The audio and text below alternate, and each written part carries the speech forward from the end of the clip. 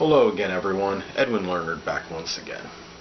In this YouTube segment, I'm going to be dissertating and talking about depression, and we know that depression can be some kind of clinical symptom or disorder that somebody has, but it's somewhat, the statement has some ambiguity because depression is also connected with just or somebody being depressed for a short period of time, not for a prolonged or sustained period. Somebody can be in a dejected or despondent mood and be depressed for maybe a small period, and more likely than not don't have a clinical diagnosis of this. Although we look at the people that have a clinical diagnosis, according to Wikipedia.org, it's stated that 3.4% or around 3.4% of people that are suffering from this are that have the clinical diagnosis of being depressed or suffering from the major depression. 3.4% commit suicide. That's really, I saw that was a very staggering number. And you would think even obviously people that don't have a clinical diagnosis, that might either have it, not clinically diagnosed, or the people that have periodic states of being depressed, there's going to be a very minuscule chance of them maybe doing something that can be perilous, so or connected with suicide. When I hear about this, I feel that it's just very sad, and there are just such multitude of reasons why I guess people become this way. Sometimes they get a lack of self-confidence, self-esteem. The feeling about his or herself might be diminished for some reason. Maybe the person feels ostracized, lack of self-worth. It'll take a lot of times. Sometimes the contemporaries, the company you keep, can play a role in this. When you look at people that have this, sometimes I think resources are out there, but people that have something like this, obviously they need to go and help themselves, and if they're not getting the right outlets, obviously it can become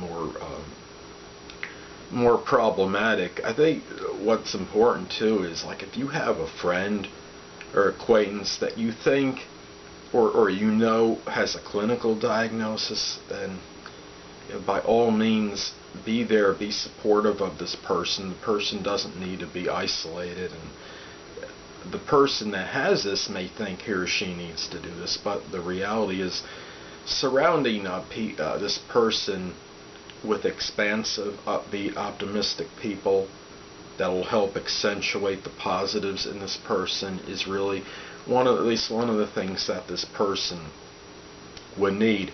Now, I don't believe I have any clinical diagnosis of this. However, there have been periodic times when I have felt despondent, where I have felt sad, forlorn. I'm not the type that's going to contemplate jumping off a cliff or anything like that.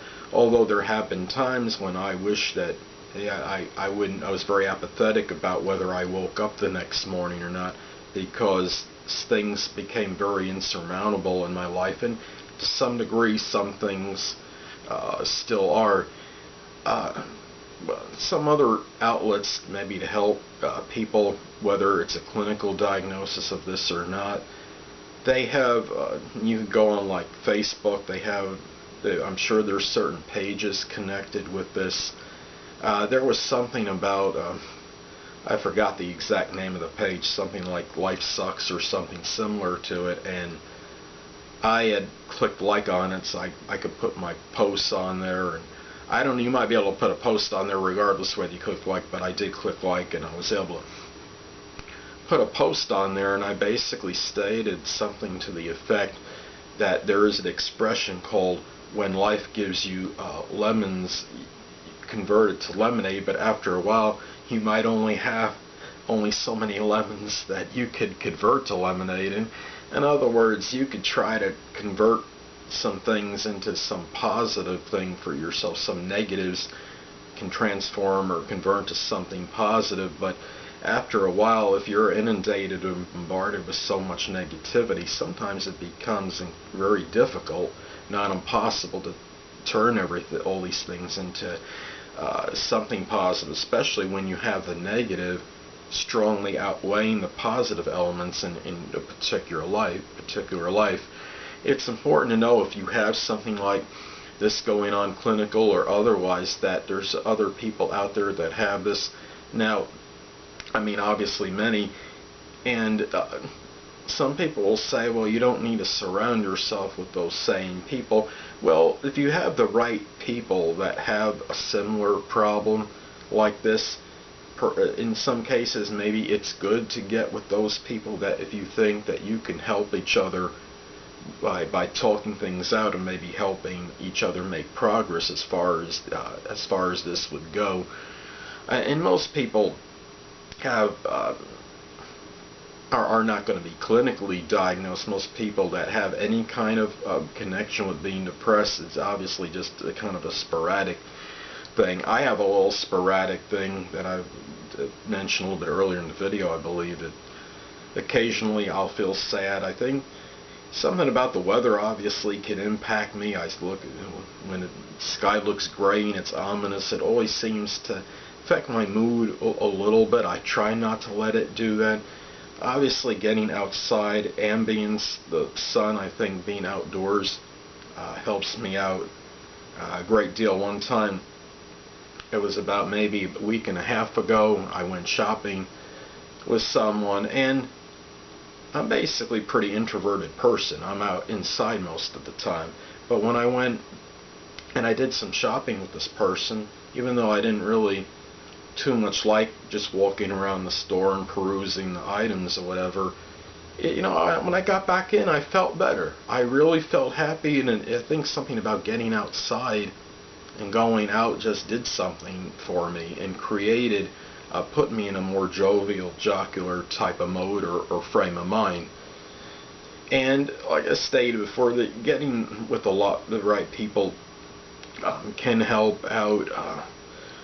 And just because, if you're feeling somewhat melancholy and you think it's a more of a constant, persistent, dour mood, you might want to talk to some medical doctor or someone that could help and maybe give a official diagnosis and find out if they can ascertain, based on what you tell them, if you have an official diagnosis of this. If you're certain it isn't, and it's just something that's very sporadic and comes and goes and it's not very frequent, then just being around some more people. If you're an introverted person, I guess try to get with more people. Join maybe some groups, some like interests. Get yourself more actively involved with others. I think people always can augment the mood and help the person this way. The right organizations, something maybe if you're single, some kind of social club, or like some kind of thing where they have singles activities for singles, for example. Something where you're not by yourself and you're not succumbing to your dour mood. When I can understand with some people it's harder than others. Some people have more limitations. I've talked about this in other videos, that I have certain nerve damage which prevents me from engaging in any vigorous sports activity or doing anything like physically strenuous. So I'm limited and I can't go do anything athletic anymore, really, and some people are going to have some advantages over others. I think if you are able-bodied and you can engage in sports, or you could either maybe join, if you like sports, do something connected with that.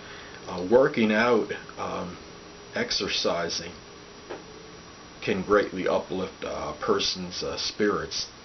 And even if you're say you join a gym, and even if you're not really talking with people that much, you are still exposed to more people, and sometimes just the fact, I think the feel and the atmosphere of being around people, even in whether there's interaction with them or not, interaction is better, of course, if you could talk a little bit to somebody.